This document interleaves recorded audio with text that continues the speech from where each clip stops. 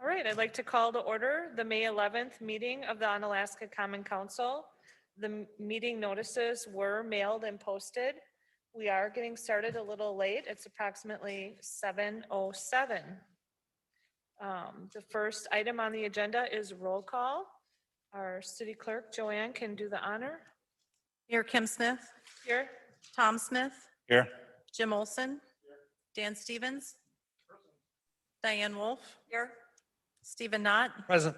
Carrie Burmaster. Here. Thank you. Please rise for the Pledge of Allegiance.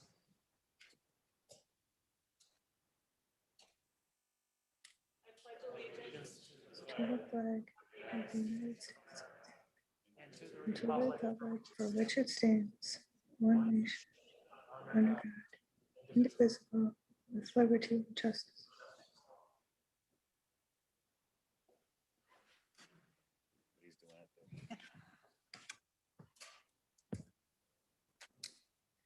Thank you. Item 3, the rules of the City of Onalaska Common Council and its subcommittees, harassment-free forum. The City Council and its subcommittee meetings shall be conducted in a courteous manner.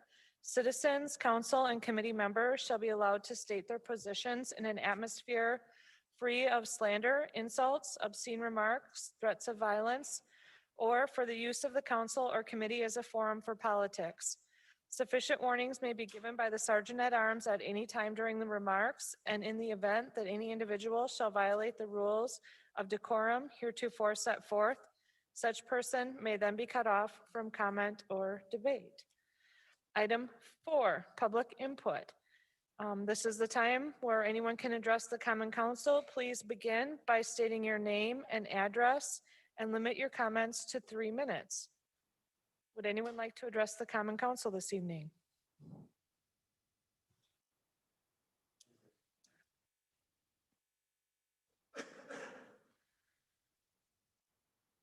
Yes.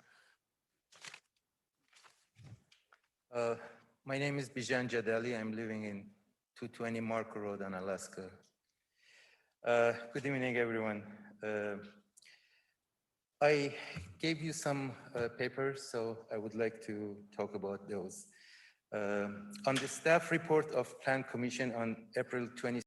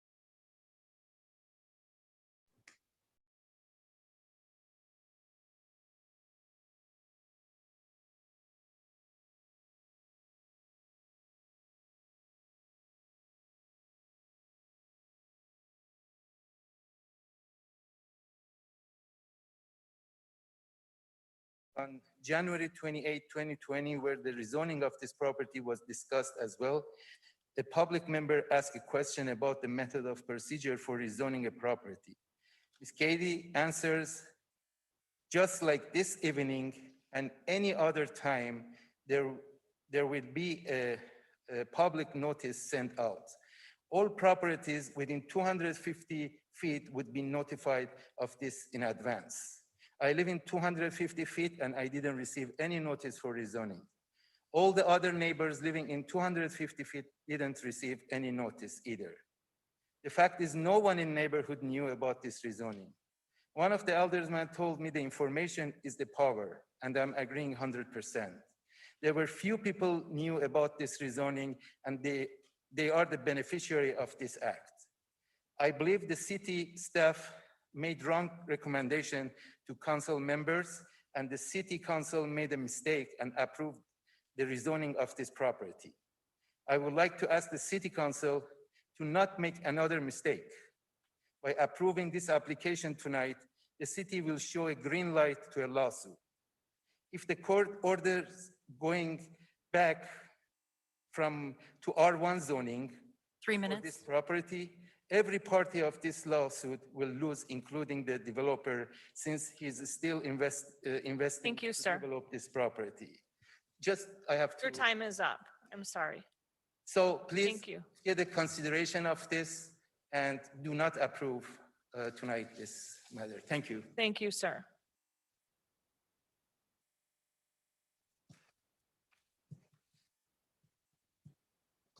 Good evening.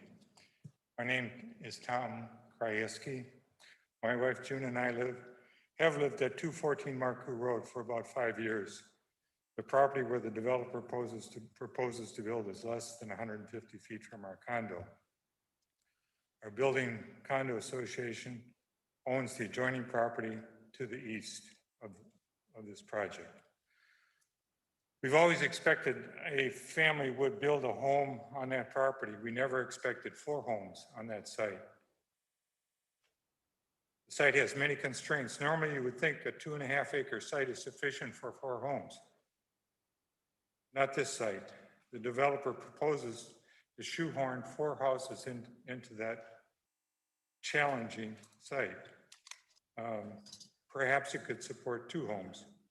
And we're not talking about just 4 homes. We're talking about houses proposed appear to have 4 bedrooms, a rec room, an office, and 3-car garages, which is not unusual for the neighborhood we're in, but it's unusual that 4 homes would be on that site. The developer is asking for a number of exemptions, so many that you have to wonder about the quality of the entire project. Earlier, I spoke about constraints on the site. Allow me to quote from the staff report on this proposal. The shape of the parcel, as well as existing vegetation and topography, inhibit close adherence to the Unified Development Code setback, architectural, and vegetation requirements, end quote. I do not want close adherence to the code. I want adherence to the code. It appears that the developer is attempting to put 4 pounds of sugar in a 3-pound bag. Why has this property not been developed in the last 20 or 30 years? Is it because it's not suited for development? Is it because it's environmentally sensitive? It certainly is. It's a challenging site, and I think a lot of people said, well, we just can't cash out on that site. I would hope that you would postpone your decision until you've had a chance to view the property. I know some of you have, but also I would urge you to visit Coldwater Creek, which is a project proposed by Roush as well, Mr. Roush. And again, it's a developer trying to put 5 pounds of sugar into a 3-pound bag. Thank you for your time. Thank you, sir.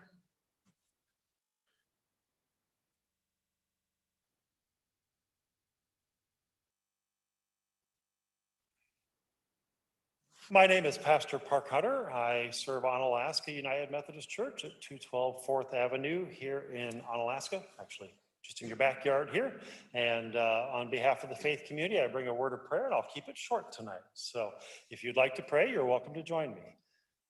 Lord, we are grateful for our community. We are grateful for the season of spring and the promise of change and the beautiful weather.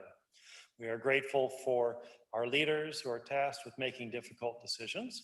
And we are grateful for our police and firefighters and EMTs and their service to us, as well as other town employees who help to make this a beautiful and pleasant place to live.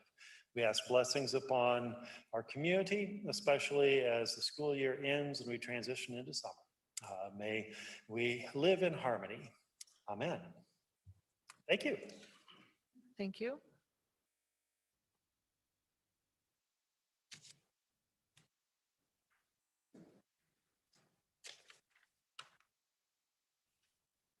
Good evening, everybody. My name is Nick Roush, 707 Lacrosse Street, Office 102 in La Crosse, Wisconsin. And I'm here to speak in favor of our development at Lot 1, Marku Road. I've heard the concerns and we have responded to them, I think, in a few ways. One, we, from our initial proposal, removed all of the exemptions that we were asking for deviation from code, excluding one, which the only reason we need to ask for that is because the parcel is narrow and deep. And so we asked for a variation of setback to the back property for the two homes in the back of the parcel, which just has helped us fit things into, pardon me, help things fit into the parcel properly. Beyond that, we've moved driveways, done things that we need to accommodate for the site, and make arrangements for what is a challenging site, which we are very experienced at dealing with, and I think will be a good fit. With regard to density, because that concern has come up a few times, when you look at the amount of space on the site and the number of units that we're proposing, the density is actually lower than the neighbor to the immediate south. The units per acre is lower in what we're proposing than what is immediately next door. So the density argument doesn't seem to fit in the case of what we're proposing for development in the number of houses given the square footage of the site. And then to be really clear, as far as the zoning of the property is concerned, when we became interested in the property, the rezoning was about to occur already, and we were completely unaware of it when we were searching for a site to build a house for my parents. And that's still the intent, is that they would be there.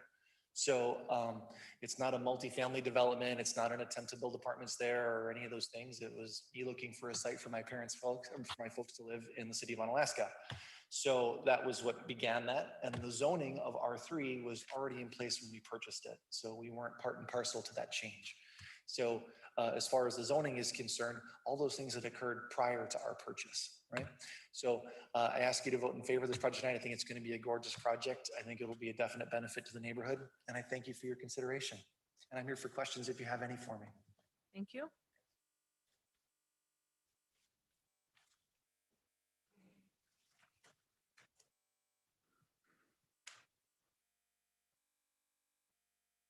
Is there anyone else who would like to address the council?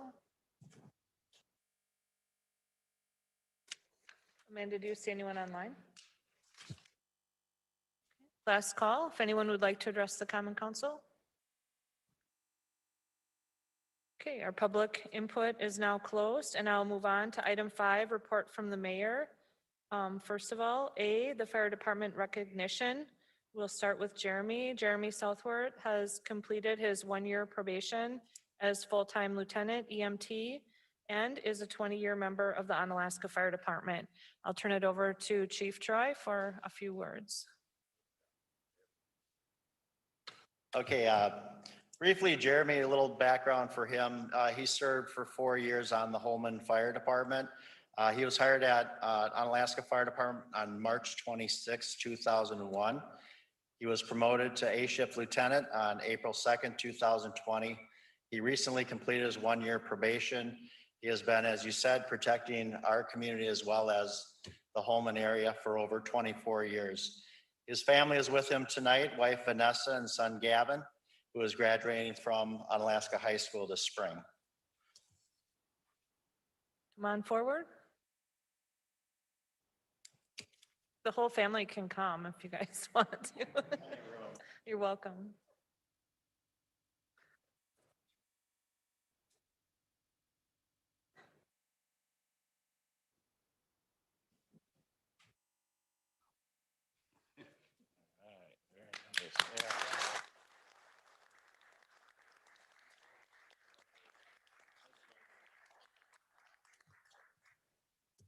Okay, and next we have Austin Manglitz. He was with our fire department October 2017 through July of 2019. He left for a full-time position and to get experience with the Ashland Fire Department from July 2019 to April 2020. He returned and was hired as a full-time firefighter EMT with the Onalaska Fire Department in April 14th, 2020. He recently completed his 1-year probation. His family includes his mother, Stephanie, father Kent, sister Kaylee, and brother Mason. He is graduated from Onalaska High School and has attended 2 years at Western Technical College. He also listed that he enjoys a lot of time with his family, outdoors, hunting, fishing, health and wellness, and he enjoys doing CrossFit. So we're happy to have Austin Manglitz coming off probation, his 1-year probation tonight.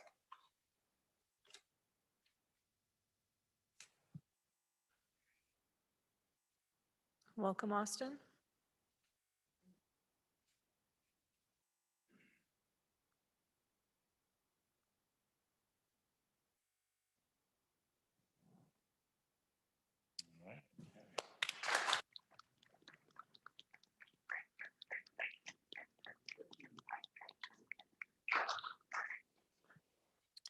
Congratulations and welcome aboard. Item B, Public Service Recognition Proclamation. This is a proclamation in honor of public employees and elected officials for their service to the city of Onalaska. Whereas Onalaska is served every single day by the public servants and elected officials, their work helps keep the city thriving. Their tireless efforts have been especially critical during the COVID-19 pandemic when we have collectively experienced loss with resilience. Whereas working together, they help bring strength, healing, and hope to our community. And whereas many public employees and elected officials take not only jobs, but oaths. And whereas public servants provide continuity and partnership with vision and direction from the elected officials in the execution of our democracy. And whereas day in and day out, they provide the diverse services expected by the Onalaska citizens with efficiency and integrity, which exemplifies dedication to the common good. And whereas many public servants, including our local police officers and firefighters, potentially risk their lives each day in service to our community. Now therefore, I, Kim Smith, Mayor of Onalaska, on behalf of the citizens, do recognize and officially thank public employees and elected officials for their dedication and service to the city of Onalaska. I just want to go on to say that this past year has been very challenging in many ways. It's been my pleasure and my honor to serve our community with my fellow electeds and the excellent employees of the city of Onalaska. And these City Hall employees had the idea to create certificates of appreciation for past City of Onalaska elected officials. Since we cannot invite them all here to the council chambers to receive the certificates, we're hosting a night of June 15th at the Great River Sound to gather with old friends and honor their service. It is our intention that going forward, when electeds leave office, they will receive the certificates at that time. So please, everyone who is able, join us on June 15th. It's been too long since we could socialize and enjoy a ritual of celebration. And the rain date will be the following night. I hope you can join us. Okay, recommendations for approval and/or possible action from the following committee, commissions, or boards. All items listed under the consent agenda are considered routine and will be enacted by one motion. There will be no separate discussion of these items unless a council member requests removal, in which event the items will be removed from the consent agenda and considered in the order of business on the non-consent agenda. Are there any items the councilors would like removed from the consent agenda?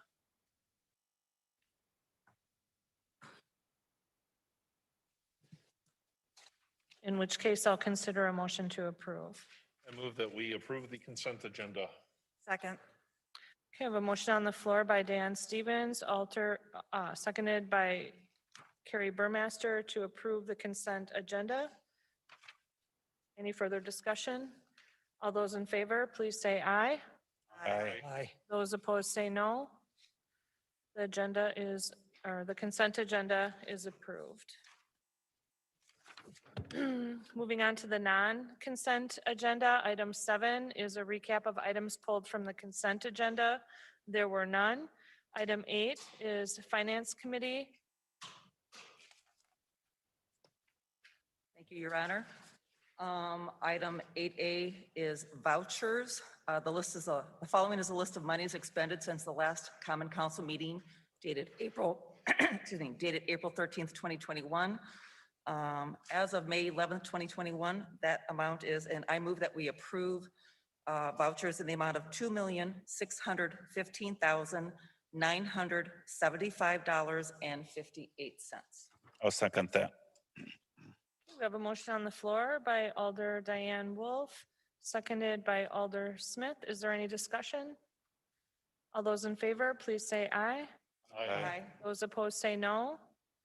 Motion carries unanimously. Thank you. Under 9, personnel, Alder Wolf. Thank you. Item 9A, under personnel, approval of proposed organizational charts for the following departments. One was Parks and Recreation. It was the recommendation of FNP and it was unanimously approved, the number 1, Parks and Recreation. And I move that we approve the Parks and Recreation proposed organizational charts. I'll second that. Okay, we have a motion by Alder Wolf, seconded by Alder Smith to approve the reorganization chart for Parks and Recreation. Is there discussion? Alder Knott. Yeah, and I'm sorry to be picking because there's only one item here I'm looking for some clarification on, so I'll probably be looking to Dan.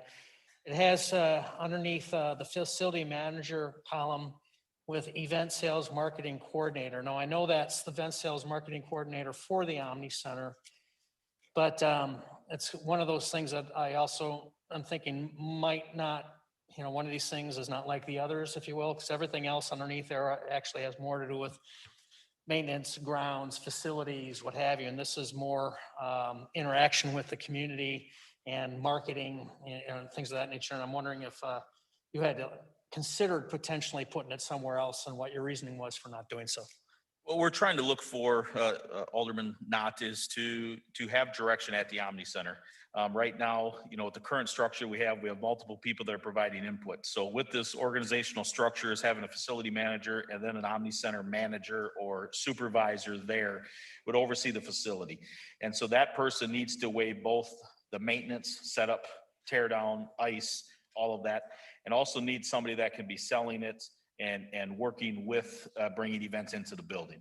So that is why I believe this is the best approach, that they'll be focused on selling the building and bringing events into the facility. Okay, thank you. Thank you. Is there any other discussion? I'm not seeing any. The motion on the floor is to approve the reorganizational chart for Park and Recreation. All those in favor, please say aye. Aye. Those opposed, say no. The motion is approved. And item 9A2 for Public Works, it was a unanimous vote 3-0 to approve the proposed organizational charts for Public Works. And so I will make a motion to approve the proposed organizational charts for Public Works. I'll second. Okay, we have a motion on the floor by Alder Wolf, seconded by Alder Smith to approve. Is there discussion? Eric. Thank you, Your Honor.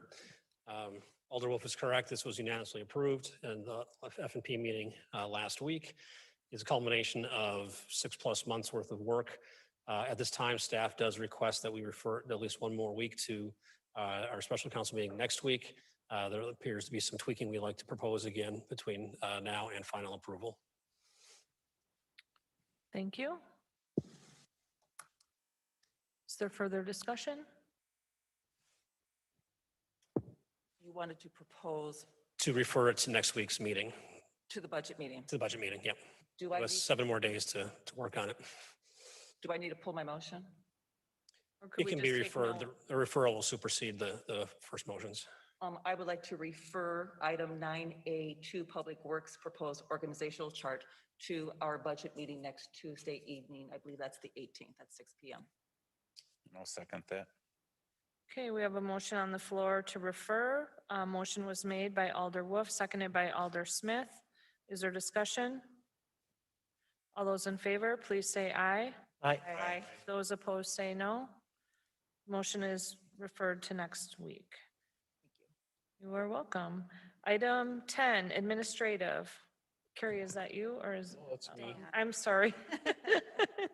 Alder Stevens. Thank you, Your Honor. I should have made myself notes.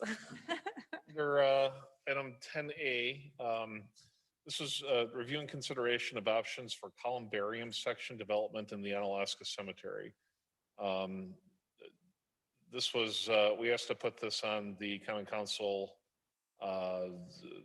tonight, as this will affect the budget and it's more of a design issue, and we wanted other alders to be able to weigh into the three different designs. The three designs are in the A&J packet. Would you like a motion, or can we just kind of round robin, let people weigh in? Um, Or do we need to proceed? Why don't you put a motion on the floor and then we can discuss it? All right, so I'll make a motion that Onalaska will consider the option A for the columbarium section development in the Onalaska Cemetery. Option 1, if I said option A. Thank you. Is there a second? I will second that. Okay, we have a motion on the floor by Alder Stevens. It's been seconded by Alder Wolf that we should, Onalaska should move forward with further consideration of option 1 in the columbarium section development of the cemetery. And further discussion, Alder Stevens. Thank you again. I'm not particularly wedded to option 1. However, we wanted to start discussion and allow opportunity for other people to weigh in. Option 1 does look like it has a modular design. Out of the 3, my feeling was this had the best opportunity to replicate and add space down the road. So rather than looking at our crematory needs for the next 25 years, maybe we can push it, further, more than 100 years. If the will of the council were to go a different direction, I could be talked into it, however. Thank you, sir. Alder Wolf. Thank you, Your Honor. If I could, is Jared's on, is he available or not? Jared, are you online? Or is Kevin available for questions? Kevin's here. Welcome. I'm just kind of have a follow-up. I know a number of us attended the open house that was held at the Omni Center, I believe, of sometime last year. Could you help refresh our memories as far as kind of what was the gist of that? What was kind of the preference? I know it was brought forth, but honestly, I just don't remember what was kind of more the recommendation or what was the thoughts of the general public at that time. Yeah, I think, not that I can recall every comment, but I think we generally got good comments on that one. And I think there was a lot of interest in the columbarium designs. There was some talk about the mausoleum, but I think the city is moving away from that right now and exploring more of the columbarium option. There was some talk about that, about just opening up, as we've done, additional grave sales, opening up some of the part of it. So I think the community was accepting to the design and the expansion, and they were also accepting to maybe sort of a slower thing. I think we had 4 or 5 different panels about totally opening up the wooded area right at once and doing a really grand scale project on it. And I think we got into more of a phased approach, just so we could see, and also how the customers of the cemetery would like to see things go. Right now, we have a lot of interest in ashes, internments in the columbarium. So that's sort of the direction we picked up from the general public at that. I think there was maybe 50, 75 people attended. I think we got somewhere in about written responses, 30 or 40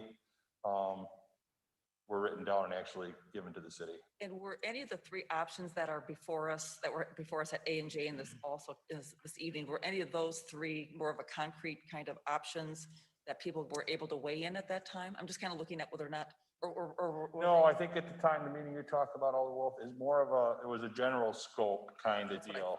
And now we've sort of narrowed it down with planning and at the staff level that maybe the first phase here is potentially how we would close the existing block of Hickory Street to then encompass both sides of Hickory Street, the future land. And at that time, we looked at, well, how would we, phase this in, and just from a capital standpoint, how do you clear that lot, grade it? I mean, you're talking a very large investment. So I think we got to this columbarium access here with the 3 options as sort of a first start to a small expansion of the cemetery. We can do some existing stuff, the grade of the existing Hickory Street. Once you remove it and maybe grade it out and fill it in with black dirt, we'll match the existing cemetery slope, how that topography works. And this was a way to just sort of start the process of the expansion. We're looking at this columbarium expansion as something that we can phase in also, because we don't know how many units we would potentially sell. You know, if these came open in a couple of years with this reduced sales from the existing plots, you know, would this all of a sudden be the hot item, and all of a sudden now we're, you know, backlog and have to start planning out for building more because we have such a demand. So this was just sort of a smaller step to expand the cemetery in more of a phased approach. And this is sort of phase one of the expansion, was what we do at Hickory Street, and also potentially adding some columbariums to the city cemetery at this time. Thank you. Thank you, Kevin. Okay, are there any other comments or questions? Alder Burmaster? I just wanted to just make some comments. I know at ANJ when we were talking, when Jared was here, the question I had for him was which option had the most grave sites, burial places, and he thought that option 3 had the most. And I guess I'm always want the biggest bang for my buck, so I guess that made me kind of lean toward option 3. The other thing I have, and I don't know if maybe Dan can even answer this question, but the other thing that I'm most worried about here too is the maintenance of the property and the mowing and everything else. And I don't know if Dan, have you had time to review these options at all? Okay, and I just, because to me, option 1 looks like kind of like the most complicated maybe for mowing options or things like that, but I'm not sure that that's true because of course there's a lot of concrete and things there. So I don't know exactly where the mowing would be taking place, but that's one of my concerns too, is that we keep it, you know, the one with the lowest maintenance, so we're not spending a lot of extra time there because of that also. Okay, I think Kevin can answer that. And Kevin, I think the other concern at the meeting was for handicap accessibility too. Could you address maintenance and handicap accessibility? Yeah, first of all, we'll address the maintenance issue. I think all of the options have shown become more of a hardscape. So everything you see here would almost be some sort of concrete or brick paver. There would potentially, around the columbarium sites, not be a lot of actual grass. You know, there might be some maintenance flower baskets and things, but lawn mowing, those sort of weed trimming, those were not involved too extensively in the columbarium sites as they're laid out presently. This is more of a modular, more impervious surfaces, just with the columbariums themselves and then the access to them. ADA accessibility, yes, that would be as we move forward in this and get into some more hard engineering design. That is one thing we are going to keep it in track. We want these to be accessible to all varieties of people. So we will have all the ADA requirements, slopes, grades, landings. It won't be hard for somebody to negotiate once they're inside the columbarium sites. You know, as we start the phase expansion, depending on where you come, you know, if you're looking at any of the options, if you park in the proposed existing cul-de-sac on Hickory Street, well, you may have a longer sidewalk to get to if we put the columbariums to start on the eastern end of the cemetery. But no, access, we're very aware that access around these is going to be required in any sort of final tuning that we will do. Kevin, I have one more question for you, and then Alder Smith does next. I thought that Jared said that you don't need, do we need to actually pick an option right now, or are you looking more for conceptual direction? I think we're looking, in my understanding, it's just more conceptual direction of what you guys would like to see. We will come back when we actually maybe start more of an architectural review, because there are a lot of different ways, stone color, there's all sorts of stuff that the city can go. So this is more just a conceptual view on the phasings between the different options. And you'll see that, you know, option 1 has more of a natural feel with the circles and stuff, where option 3 is very rectangular, all right angles, you know. So it's just more how we want to look at doing this, the will of the council, you know. Maybe something that, you know, option 3 may be something that's maybe a little bit more cookie cutter that you can just expand as we would potentially maybe come down Hickory Street. You'd start one expansion, then you do maybe a second expansion to get where the proposed cul-de-sac would be located on Hickory Street. Thank you. Alder Smith?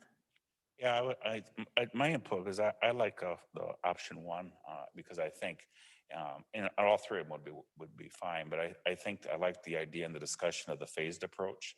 Also, we don't know what the future will bring, whether it seems to be a shift now from grave sites to ashes, and that could change. And so this gives us the flexibility to build more as we need it. And we don't have to clear out the forests and everything overnight. I think it was one of the other feedback that we got at those meetings.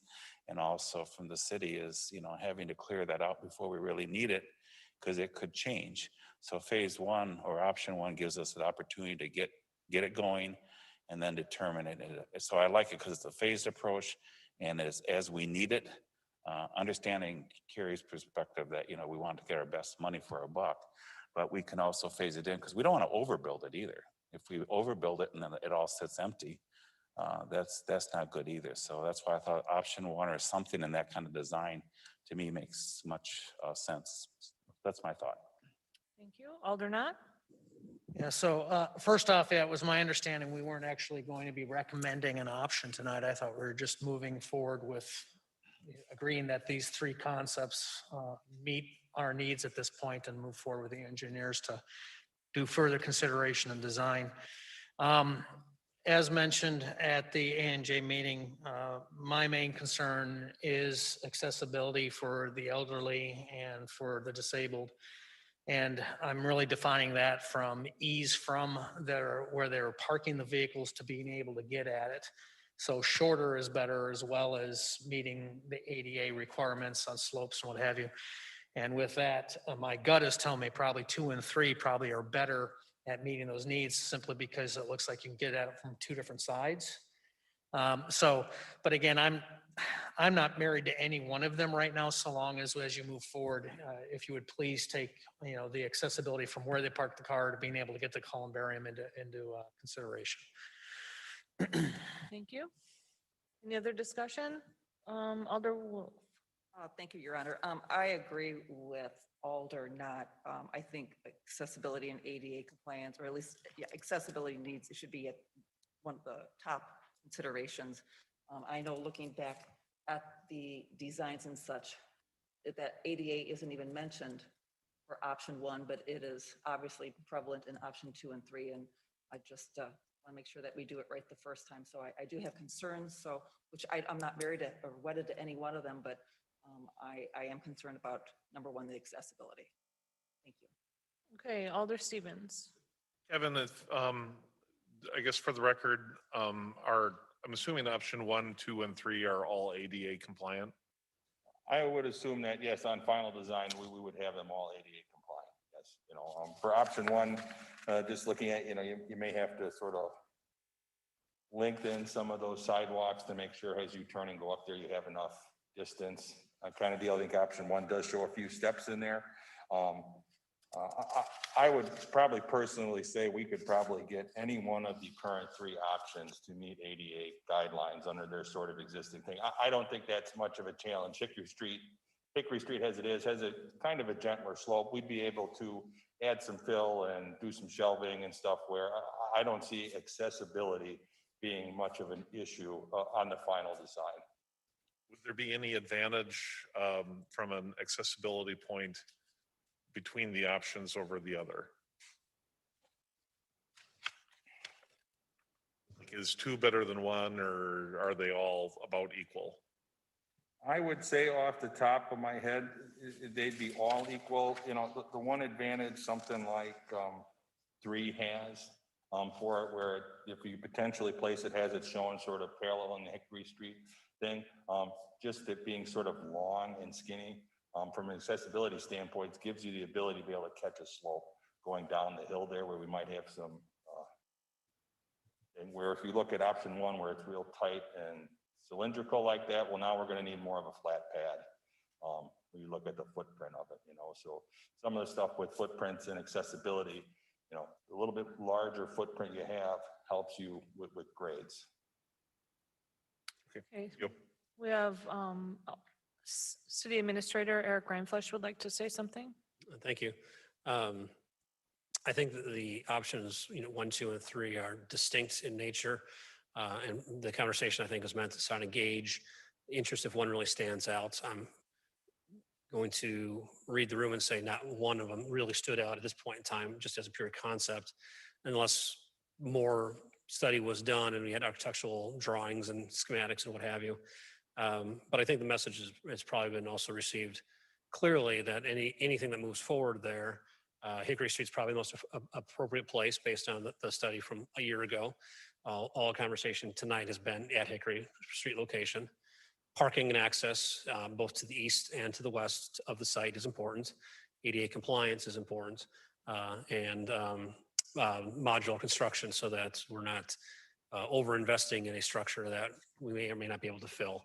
I think with those messages received, that's something that guidance that we can proceed with Tribute at such time that we need to do a schematic or start putting it in our capital improvements project. Thank you for that. Any other discussion? Alder Stevens? So would it be appropriate then, if we're not going to make a decision tonight on one, should we table this until, I mean, staff has the information that they need and we will get more information and drawings later. Well, I think they need to know they should move forward though with developing, starting to work on more of a solid plan. It doesn't have to be exactly option one. Right, so I'll withdraw my motion. Okay. I'll throw my second.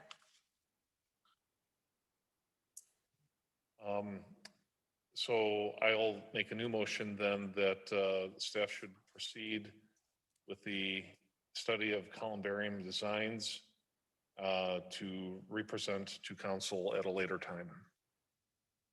Second. Okay, so Kevin, does that meet your needs, that motion? Yes. Eric, are you okay with that? Yep. Again, I think the concept discussion was what we'll be driving forward with. Thank you. All right, any other discussion? Okay, so the motion on the floor is to direct staff to move forward with the columbarium design considerations, right? All those in favor, please say aye. Aye. Those opposed say no. Motion passes unanimously. Alder Stevens. Thank you again, Your Honor. Under item 10B, approval of a special events permit for the YMCA Walk with Warriors 2.2K walking event taking place on June 5th, 2021 from approximately 9 a.m. to 12:30 p.m. starting at R.W. Hauser Family YMCA located at 400 Mason Street on Alaska. I will make the motion for approval. Second. Thank you. We have a motion on the floor by Alder Stevens, seconded by Alder Burmaster. Is there any discussion? Alder Stevens. This is placed on the agenda. It was a late entry, so it did not make the A&J agenda. However, this is a standing community event for a good cause, and there's really no reason why we wouldn't want to discourage this activity from taking place. So I would encourage its approval. Thank you. Any other discussion? Not seeing any. So the motion on the floor is to approve the event. All those in favor, please say aye. Aye. Those opposed say no. Motion carries unanimously. Thank you. Under item 10C, approval of amplified device permit for the YMCA on June 5th, 2021 to host a band from 9:30 a.m. to 12 noon. I'll make the motion for approval. I'll second. Okay, we have a motion on the floor by Alder Stevens, seconded by Alder Knott to approve the amplified device permit. Any discussion? Alder Stevens? The comments that I made under item 10B apply. This is just an amplified sound permit. So it's part of the Walk with Warriors 2.2K. Just a separate permit. So we'd like this approved as well. Thank you. Any other questions or discussion? Okay, the motion on the floor is to approve. All those in favor, please say aye. Aye. Those opposed say no. Motion carries unanimously. Item 11, Board of Public Works, Stephen Knott. So this is for the review and consideration of the state municipal project agreement for Highway Safety Improvement Program project at East Avenue and Riders Club Road, project ID 5991-02-61/62. And at this time, I have moved to approve that the city moves forward with said agreement. Okay, we have a motion on the floor by Stephen Knott, seconded by Jim Olson. Is there any discussion? Alder Knott. So one of the main reasons this was brought forward on the non-consent agreement was at the time of discussion of the Board of Public Works, there was concern over how the property owners that might be affected by this project would be notified. Shortly after that meeting, I received clarification on how that would occur in compliance with the law. So at this point, I was one of the main reasons for this. So Kevin, do you have anything else you want to include?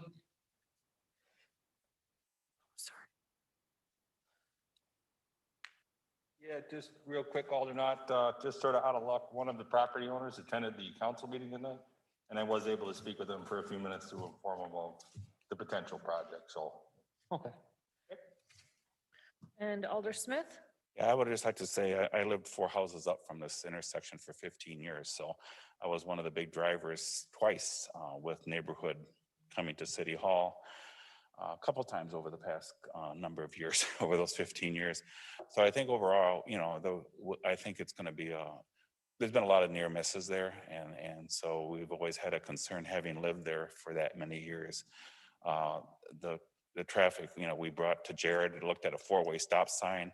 We tried that didn't work or wouldn't work because of the traffic flow and the studies, and DOT came in and they did a study and it wasn't enough, but it was real surprised when we got back now and said that there is enough traffic now and enough stuff with the Century Place going in, the Y expanding. So I think there is going to be even more. So I'm encouraged, you know, I know this is just the first step, but getting 90% of the funding from the state is kind of a plus, but I know we have to do the step at a time. And also being part of District 1, you know, Jim and I represent District 1 and that sits in District 1. And I know we've had a lot of feedback on that over the last couple of years. So I'm encouraged, and hopefully most of the residents there would be supportive of it. So I guess we'll see. Thank you. Any other discussion? So the motion on the floor is to approve the agreement for the project at East Avenue and Riders Club Road. All those in favor, please say aye. Aye. Aye. Those opposed say no. Motion carries unanimously. Thank you. Item 12 is from Plan Commission. It's concerning an approval for a final implementation plan to create a plan unit development application filed by Terry Whelan of Whelan Construction, 600 Alhauser Road on Alaska, Wisconsin, 54650, to merge 2 parcels and construct a new 2-unit residential structure in addition to an existing 5-plex on a single parcel located at 2215, 2217, 2219, 2221, 2223 Abbey Road and Abbey Road on Alaska, Wisconsin, 54650. These are tax parcel ID numbers 18-4511-315 and 18-4511-314. It was approved by the Plan Commission with 13 conditions, but I'd like to ask the council to consider an additional condition with the recommendation to approval. But I can't remember the wording for the other condition. Do you have it, Diane? So I will make a motion to approve item 12A with an additional condition after speaking with staff. And that language is for that additional condition, and I have already given it to the city clerk. Applicant/owner to install a 4-foot high strip of matching quote-unquote bricked material along the eastern facade at the base of the 2-unit structure. I reserve my time. Thank you. We have a motion on the floor by Diane Wolf, I'll second that. seconded by Tom Smith. Back to you, Diane. Thank you, Your Honor. So going back to the Plan Commission packet of last month, under the staff report under number 8, architecture. I'll read this briefly. Building images for 4 sides of the Twindo have been provided for Plan Commission consideration. The applicant is requesting to deviate from section 13.02.51.B.2.A, oh my goodness, and 13.02.51.B.3A and C, which require additional architectural details for facades that front on a public street, that vertical articulation occur every 40 feet, minimum transparency of 20%, and that there shall be no blank walls greater than 30%. The applicant has oriented the twin so that the side facade fronts on the future public street to accommodate the proposed access, as opposed to more traditional orientation where the entrance to the structure is off the public street. As such, the side facade is proposed to solely contain vinyl siding with no design articulations. Further, the applicant proposes a single window which does not meet the 20% requirement and exceeds the 30% blank wall requirement. And under city staff comments, due to the proposed orientation of the structure for access purposes, city staff support the transparency and blank wall deviation request in an effort to provide additional architectural features to the future public street side of the structure. City staff recommend that the applicant provide an additional 3 to 4 foot band of along the base of the structure in a different material such as the stone feature on the front of the structure. I did speak with staff about this. This request isn't anything different than what happened almost 2 years ago to the month. That did pass Plan Commission on a previous building that Terry Wyland did on Abbey Road, and then was also passed at council. So that is the reasoning for my additional condition, and if anyone has questions, Katie is in attendance. Thank you. So Diane, for clarity, there's the 13 conditions as listed on the packet tonight, and then plus this one additional, This would be right? the So there'll be a total of 14 conditions. And I agree that I feel like was somewhat of an oversight on my part as well at the meeting. I should have brought it up there. And I know there are a lot of items. It was a very long Plan Commission meeting. So I can see where it did get overlooked. And I know it was supported last time. And I would just ask that council support it going forward again this time. Thank you. Is there any other discussion? Okay, so the motion on the floor is to approve the final implementation plan with the 14 original conditions plus the one additional regarding the architecture on the future front street that's now the side street as described. All those in favor, please say aye. Aye. Those opposed say no.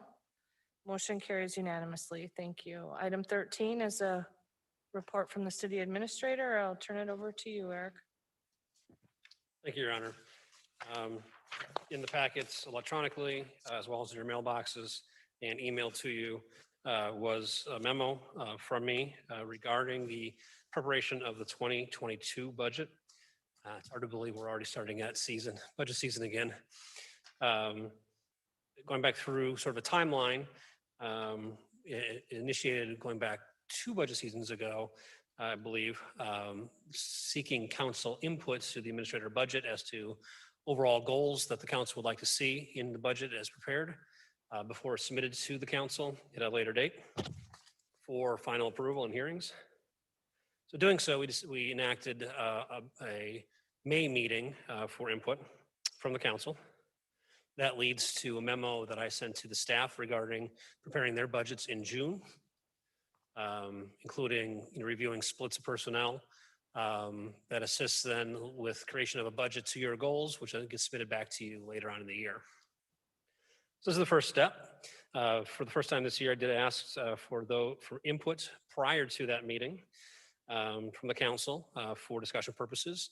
You may decide to discuss the items tonight. You may just decide just to refer these items to the special council meeting next week, which is also designed to be an open-ended conversation where the council can brainstorm and come up with goals and ideas and hopefully prioritize them. So if you would like, I would be happy to review the questions and the responses. If you'd rather take the show and discuss some of those items, strike some of the items, add to them, feel free. But this is open-ended conversation, and I leave it to you with what you would like me to do. Thank you, Eric. What is the pleasure of the council? We're having a budget meeting next week, right? Right. So that would seem like the appropriate time to discuss this unless Somebody has something pressing? I don't think we can just a head nod will be okay if we're just going to defer. Thank you for the information and we'll defer the discussion to next week. Unless, And we can add more to it, right, next week if. Absolutely. This is just meant to Just a stimulate the starting point. conversation, Okay. stimulate ideas. It is not tied to any one individual alder that responded back, but give you some sense of sort of what the other will of the other council members are, so that you can put some thought into it. My hope is that we don't come with just a blank slate next week to the meeting, that you've had some ability to think about it, do some prep work, put some on paper, or do a deep dive in sort of what your own personal goals may be for the city and bring those next week. perfect. Alder Wolf? Thank you, Your Honor. If there are any additional, if there's any additional items, I think it might be a good idea for them to be submitted to our city administrator. Maybe, I would propose maybe by Friday, so It would ease the conversation. Yes, I would agree. it would be nice, I think, rather than they just be presented next Tuesday night, if maybe they could be presented to you in a timely fashion so the rest of us could see all what they were. Thank you. Thank you. There was a cutoff time for that. I mean, I know we had an email and then turned this in. So to Diane's point, it would be nice to not have stuff thrown on us at the last minute. I mean, it took the time to send this out, and for those of us that filled this out and sent it in, I think we put some thought into this, and I would appreciate more time to consider things if we're going to discuss it next week, rather than just do it off the cuff. It does also allow staff, if anything comes up, for example, this evening, I am prepared to discuss some of the items that came up if need be, versus, a brainstorm idea. And we said, well, that sounds good, but we'll have to refer it to another meeting. So yes, if you would please send to me any additional ideas, positions or concepts that you want funded, or positions you want eliminated, or programs you want eliminated, please let me know in advance so that we can be prepared for the meeting next Tuesday. Thank you. Okay, sounds good. So then we'll plan on having the special council meeting on May 18th, 2021 at 6 p.m. to establish the council goals and priorities for the next year's budget. Okay. All right, item 14, closed session. To consider a motion to convene in closed session under section 19.85, paragraph 1, paragraph E, for the deliberation or negotiating the purchase of public properties, the investing of public funds, or the conducting of other specified public business whenever competitive or bargaining reasons require a closed session, specifically to review and consideration of a development agreement with the Traditional Trades LLC. I'd like to entertain a motion to go into close. Move that way. Are we go into closed session? Second. Motion by Dan Stevens, seconded by Stephen Knott to go into closed session. Please answer when your name is called. Dan Stevens, Aye. Diane Wolf, Aye. Jim Olson, Carrie Burmaster, Aye. Stephen Knott, Aye. Tom Smith. Aye. We are in closed session. The time is 8:05. We just have a quick 5 minutes. Sure.